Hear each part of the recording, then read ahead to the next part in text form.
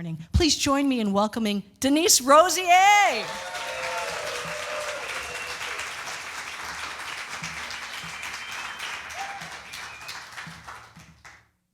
Right now, before I get started, I'm going to invite you to sing a song with me. It's a very simple song, and I have the pleasure of having Mark accompany me. So I'm going to sing it through, and just feel free to jump in as we get through it.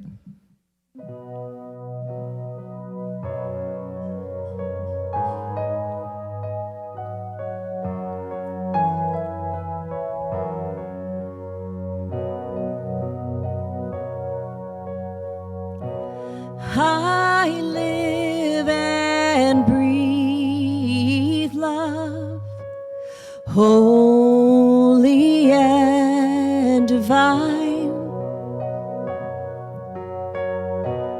I live and breathe love, and its life is mine. It's the power that makes me whole. It's the joy that moves my soul. I live and breathe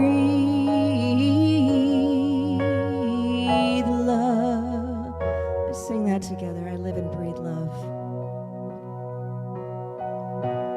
I live and breathe love, holy and divine. I live and breathe love, and its life is mine. It's the power that makes me, it's the power that makes me whole. It's the joy. It's the joy that moves my soul. I live and breathe love. I live and breathe love. You know, usually, I'm going to move this. Usually when I do music and messages, what I like about doing them is when artists typically do a music and message, they will give the message and then they'll kind of weave their songs in and around it. But that's what I do during my concerts. So if you come later and come to the concert, you're going to get all the stories behind the songs. What I love is being able to give these messages, because when I do a concert, I don't ever get a chance to get to know you. And you don't really get a chance to get to know me. We don't get to have a conversation just on the side. And so these messages are kind of an opportunity for me to tell you something that I've learned, some anecdote about my life or some lesson that I learned. If you were here for the first time I was here, I did a lesson about courage, what I learned about courage, and that was this tightrope walker that crossed Niagara Falls. And the second time I was here, I did a message about my mom's Yorkshire Terriers, and that was the Muffin and Lucy message about gratitude. And so today, what I want to do is I want to share with you a lesson that I learned about reassurance. Reassurance that the universe really is always conspiring for our good, that God is always for us and never against us, even when it feels like nothing is working for us. And so this is just kind of a chance for me to talk to you as if we were friends, just hanging out. And you know when your friend just goes, oh my God, you would not believe what happened. And here is the story. Here's what I went through. Here is what I learned. And you leave going, wow, okay, well, you know what, the next time that happens to me, I'm going to try that. Or, wow, that was really interesting. So that is my time with you here. And I can't believe that it's been 4 years since I was here before. that is crazy. So much has happened. I can tell you that I became a trail runner, and I got curly hair. In fact, Cindy and I were just talking about how we just made this little quip between us earlier this morning about how people always say how you start to look like your spouse. Spouses start to look like each other. I am not kidding you. My hair has been poker straight my entire life, down to my waist because I was doing hula for a while, so I had this long, dark hair. In May of 2022, I woke up, and it was the strangest thing. I thought, I think I have curly hair now. It was just that weird. And I took a shower and I styled my hair, and sure enough, Christy's hair is contagious. I got it from her. So it is just, I consider it such a pleasure and just such a, I can't think of, you get curly hair from hormones, you also can't remember stuff. But it is such a privilege to be standing on this stage where Reverend Kitty speaks every Sunday morning, and I get a chance to be here to be with you, so thank you, Reverend Kitty. I really appreciate this time. I live and breathe love. The thing is, why do we live and breathe love? Because we are love. And why are we love? Because God is love. I think that if you follow the scriptures, 1 John 4:8 sums it up just perfectly. And that is, anyone who does not love does not know God, because God is love. We live and breathe love. We live and breathe God. We live and breathe, actually, the very essence of the great force of love that underlies all of existence. So how powerful is that? And whenever I write a song, especially a song that's meant to be sung by congregations, I have to answer two questions. The first question is, what does the song mean? And we just defined that very clearly, what I live and breathe love means. The second question that I have to answer is way more personal. It could be a little bit harder to answer, and that is, what do I mean? What do I mean when I sing the words of this song? What do I mean when I look in the mirror and I say, I live and breathe love? And so what I want to do right now is I want to invite you to ask yourself that question. What do you mean when you say, I live and breathe love? In fact, that's going to be our affirmation this morning, is I live and breathe love. So let's say that together. I live and breathe love. Let's do it one more time and live it and breathe it together. I live and breathe love. And if you take a second to ask yourself that question, you take a second to answer it, but not in some quick, canned, new thoughty kind of way. What do you mean? If you say it in your own words, that you live and breathe love. And the beauty of that is every single one of you will have an answer that is unique to you. And I want you to hang on to that point for the rest of this talk. Your answer is unique to you. So I live and breathe love. The universe is always conspiring for my best and my highest good. God is always for me. And don't we just know that so perfectly when everything is going our way, when everything is firing on all cylinders, right? We are walking in clarity and purpose. We're sitting there at Starbucks with our concoction that we made up ourselves, just gazing out the window, visioning. We are like the fountains of great advice and encouragement to our friends and our coworkers, and we post those inspirational memes on Instagram. We're so good at it. But what happens when things start to go off the rails a little bit. What happens when things aren't going as planned, or at least according to the plan as we understood it? We thought we were so clear about the path that we were on. And then we woke up and we were in uncharted territory. We thought we were totally on the right track. And we looked down and we ran out of track. And who do we talk to when that fountain of blessings feels like it has dried up a little bit? And we're like, man, when was the last time I felt blessed? What happens then? Are we no longer living and breathing love? Is God no longer living and breathing us? Of course not.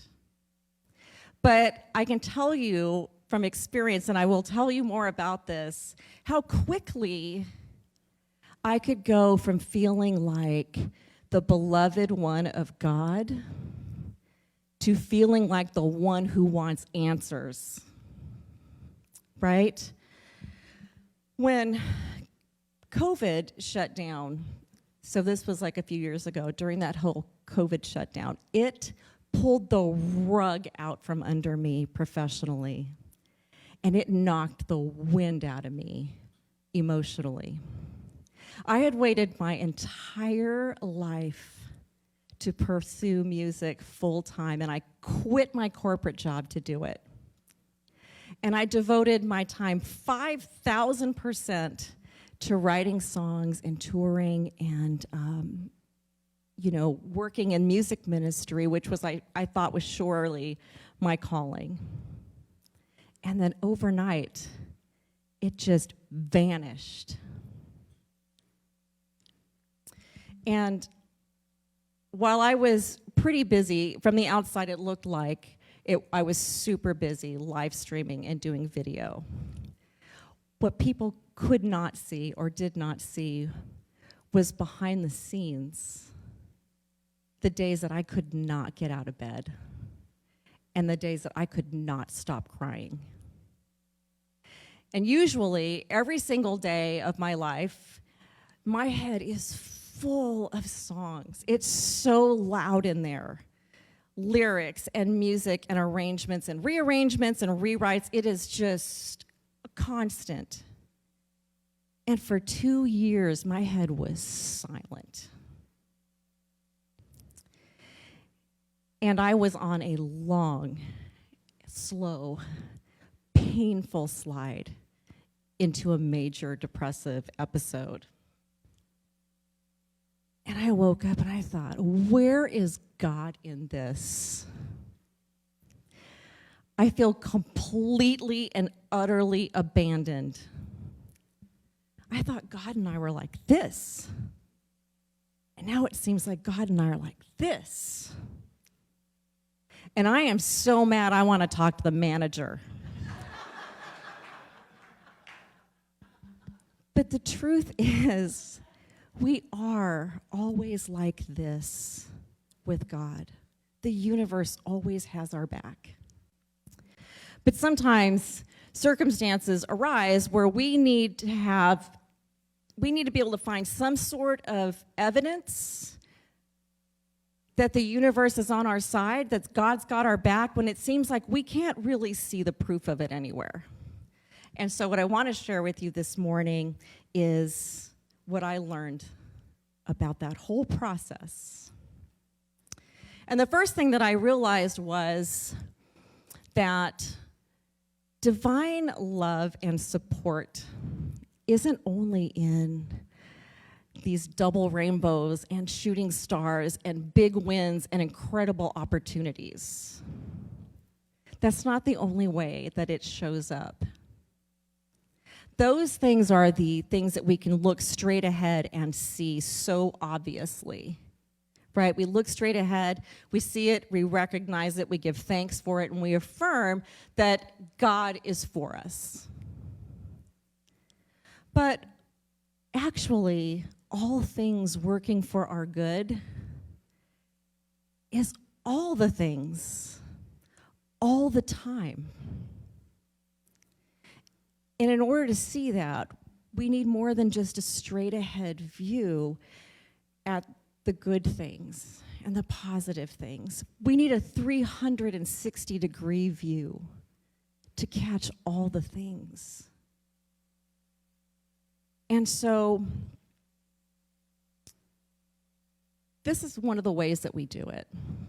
There was a ministerial student, Cheryl, who was very, very early in her studies.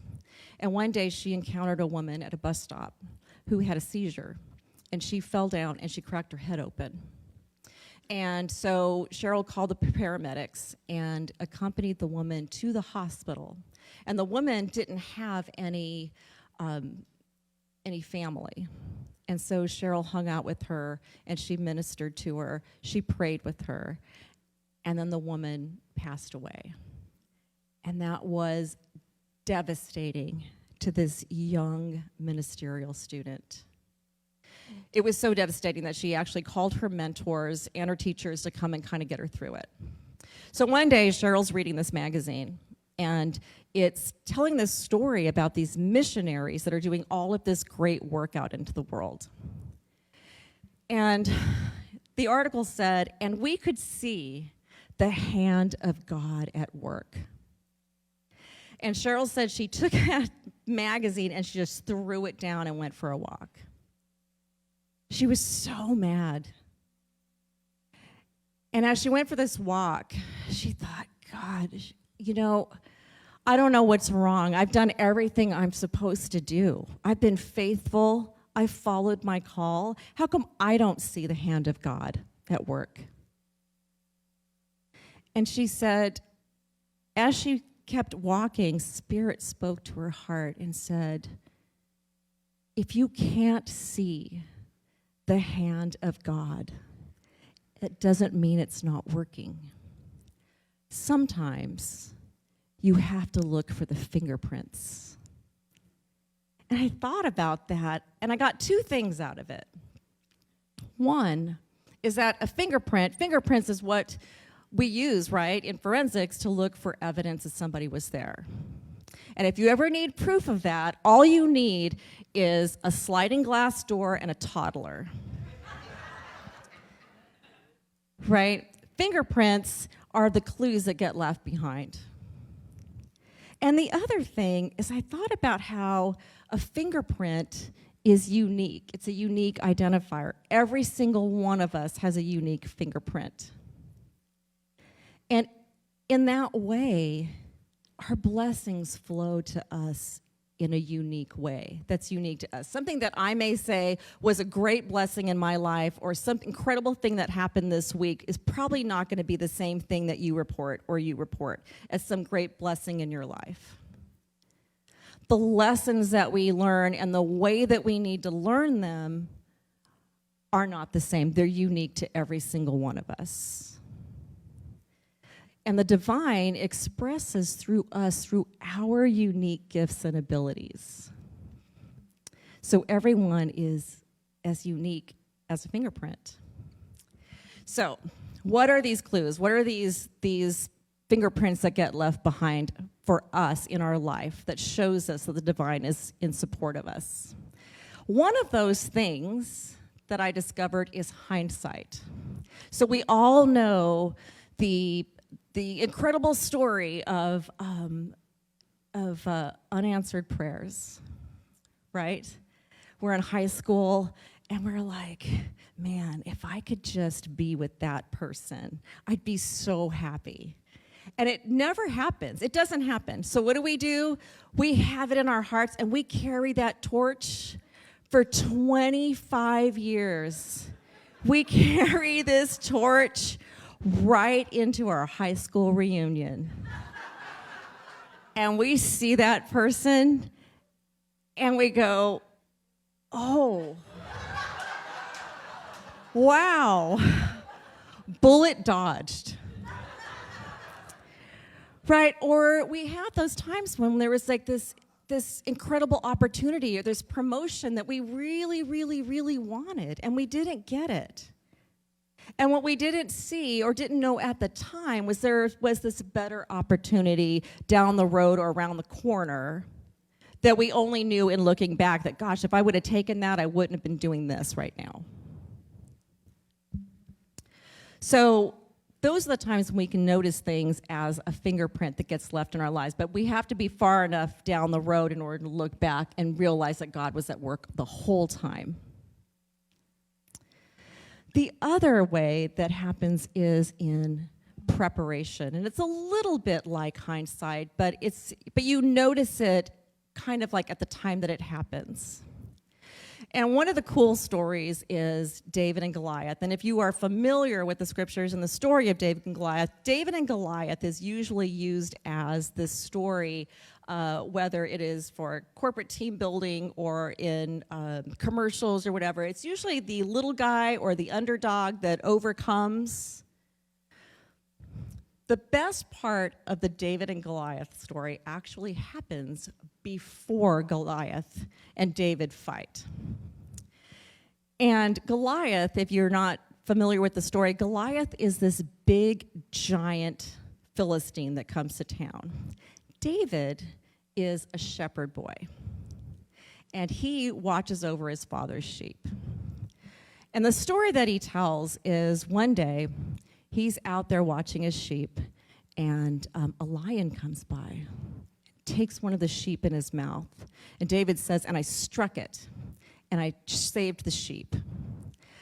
Then another time a bear comes by, and he comes to get his sheep. And David says, and I struck it, and I saved the sheep. Now at this point, if I were David, I would have stopped being a shepherd. Because I would not have realized I never thought it was that dangerous. I thought you just watch the sheep. Sheep are cute, right? And you just sit in a meadow, and it's awesome. But if all of this happened, I would have been like, I don't know. There's got to be other things than shepherding. But David didn't do that. He kept doing that job faithfully. One day, Goliath comes to town. And again, he's this Philistine. And he says, which one of you are going to fight me? Because here's what's going to happen, you guys. And I'm paraphrasing the Bible. If this person that fights me defeats me, then we will become your subjects. But if I kill him, then all of you become my subjects. And everybody was frightened because, Goliath is this like MMA kind of fighter. And so nobody wants to volunteer. David says, I'll do it. And he's this little teenage shepherd boy. So the day comes. And Goliath comes, and he's dressed in his armor. He's got that, I don't know what that metal head thing is, and his sword. He's got the metal skirt and his shin guards. And David's just got himself and his slingshot. And King Saul comes out, and he says, David, what makes you think you can do this? What makes you think you can defeat, maybe both. Defeat Goliath. And David says to Saul, I've been a shepherd.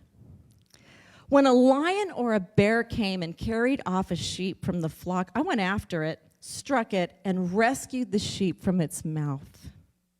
When it turned on me, I seized it by its hair, and I struck it, and I killed it.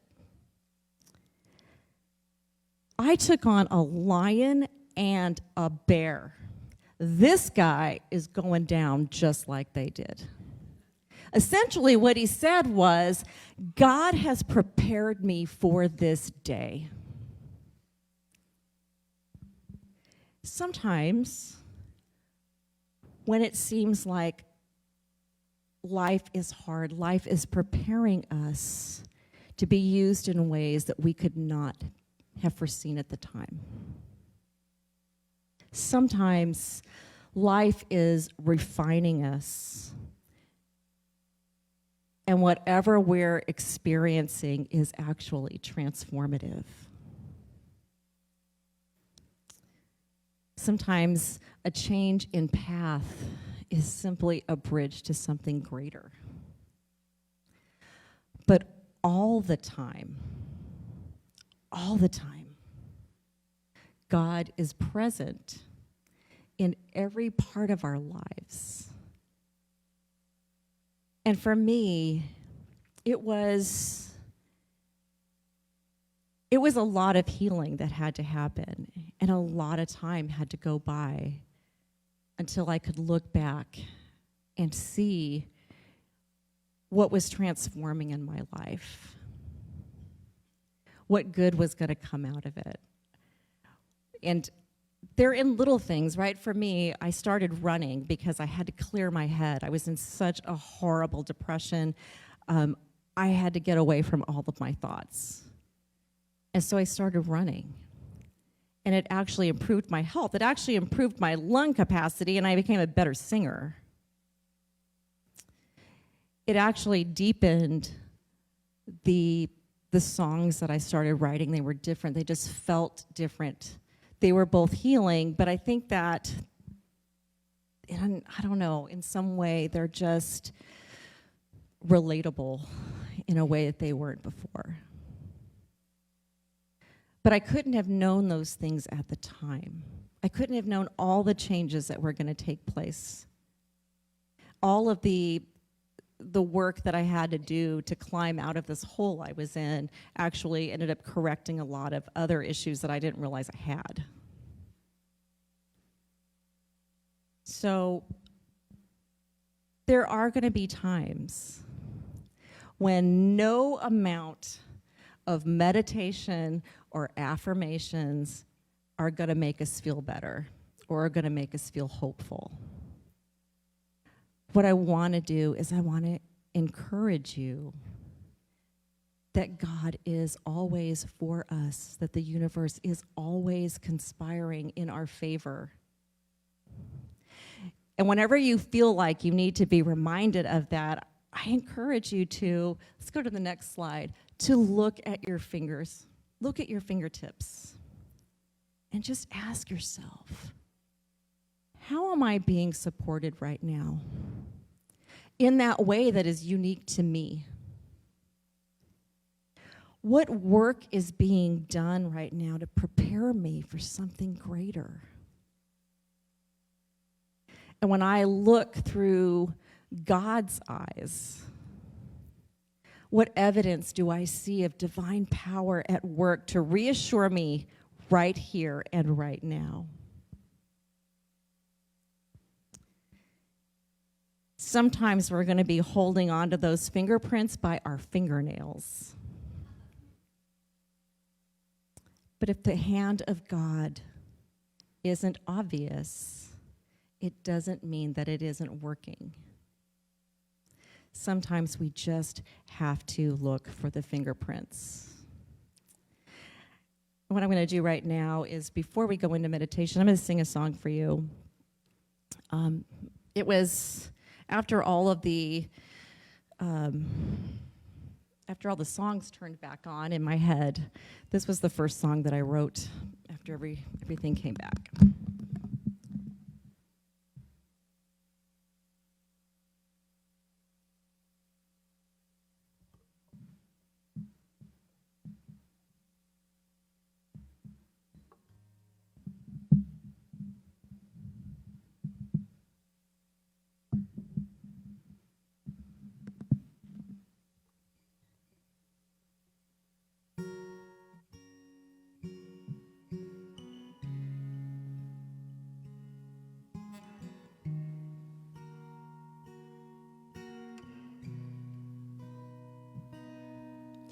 At a crossroad, holding a heavy load, no clear way to turn. Life at a red light, soul in a dark night, wondering where you were. Your eyes were always on me. Your eyes were always on me. Everywhere your love surrounds me, your goodness has no boundaries.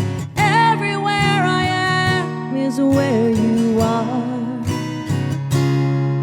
After all, it's you who made me.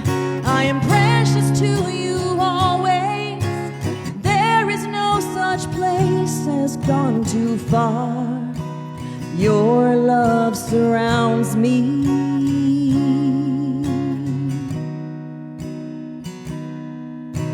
Lifeline for a lifetime. You called out my name, filling the silence with your holiness.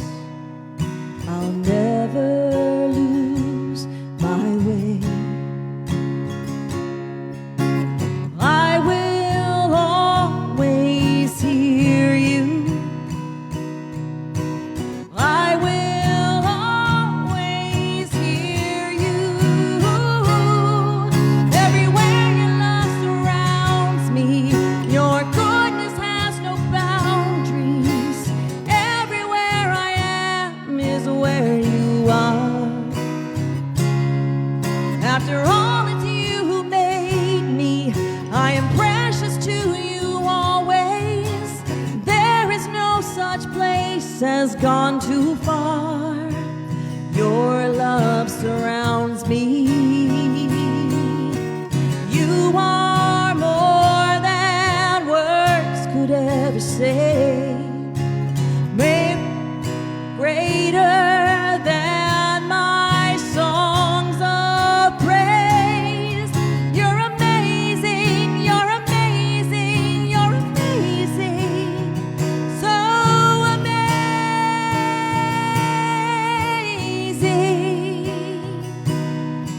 Everywhere your love surrounds me, your goodness has no boundaries. Everywhere I am is where you are. After all, it's you who made me. I am precious to you always. There is no such place as gone too far. Your love surrounds me. Your love surrounds me. Your love surrounds me.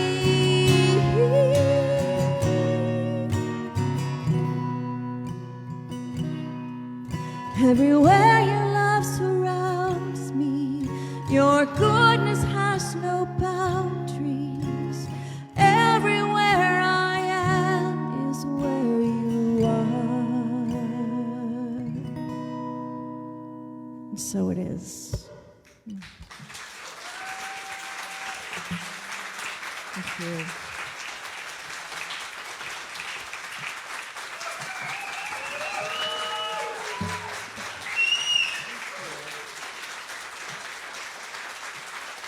Thank you so much. And right now, what I want to do is I want to go into a time of meditation.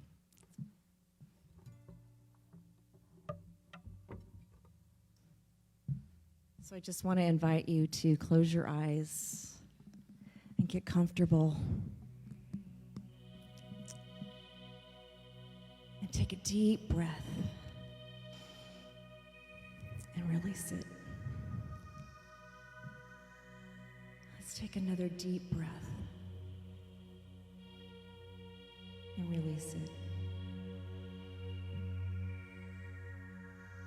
And just take a moment to Feel yourself supported by this chair beneath you, this floor beneath your feet,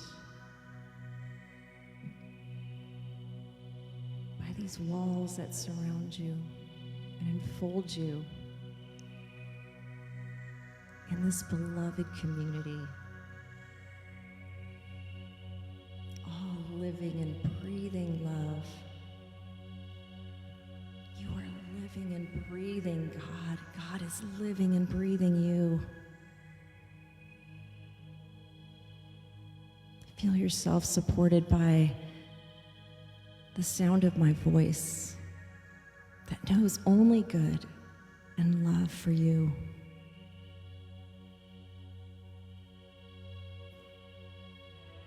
And listen as Spirit is there speaking words of love to you.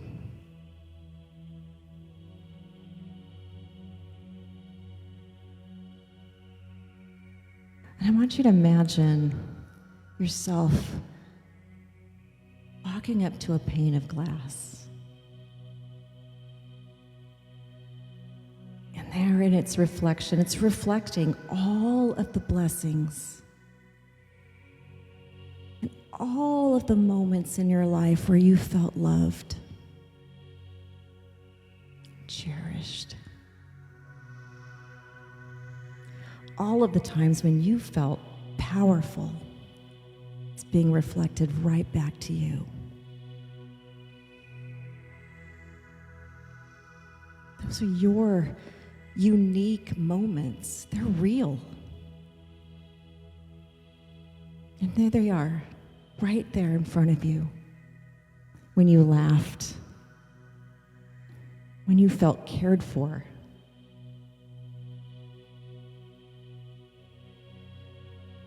and as you stand there watching all of these reflections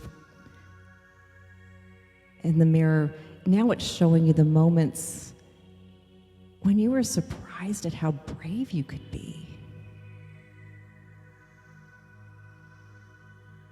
When some difficult time made you stronger, when someone told you you were on their mind, and so they reached out.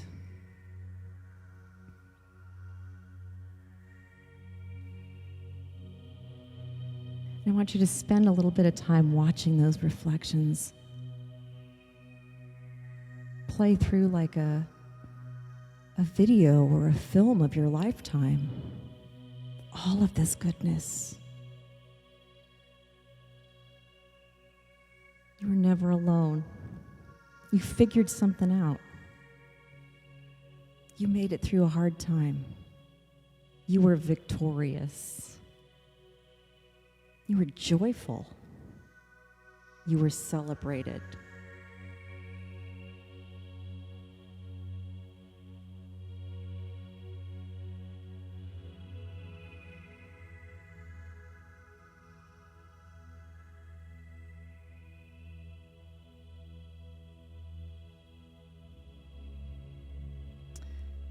When you're done, I want you to, in your heart, express gratitude for those reflections and just step away from the glass. And notice that the glass is covered with fingerprints. Fingerprints as unique as your very own. Every blessing, every lesson, every road past and present is uniquely yours, exactly as you need it.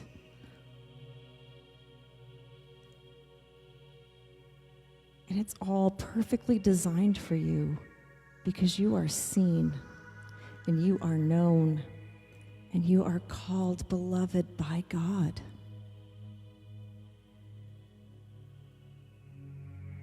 Everywhere love surrounds you.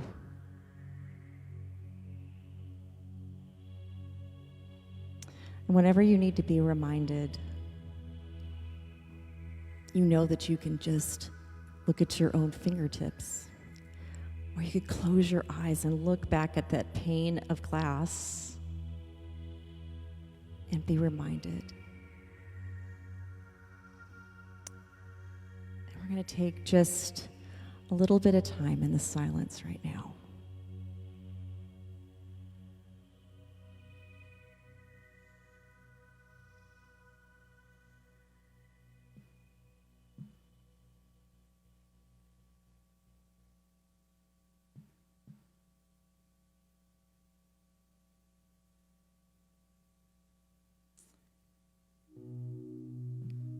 And I'm going to sing this song. And I want you to feel welcome to just stay right where you are and just hold these words in your heart and know them as the truth of you. And whenever you're ready, you're welcome to join me, or you're welcome to just stay in this space, holding space with these lyrics.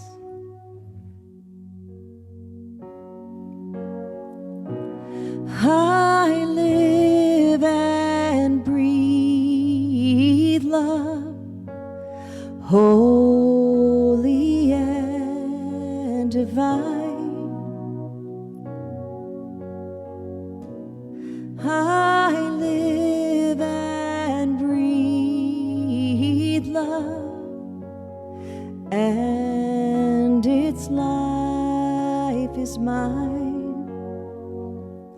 It's the power that makes me whole. It's the joy that moves my soul. I live and breathe love.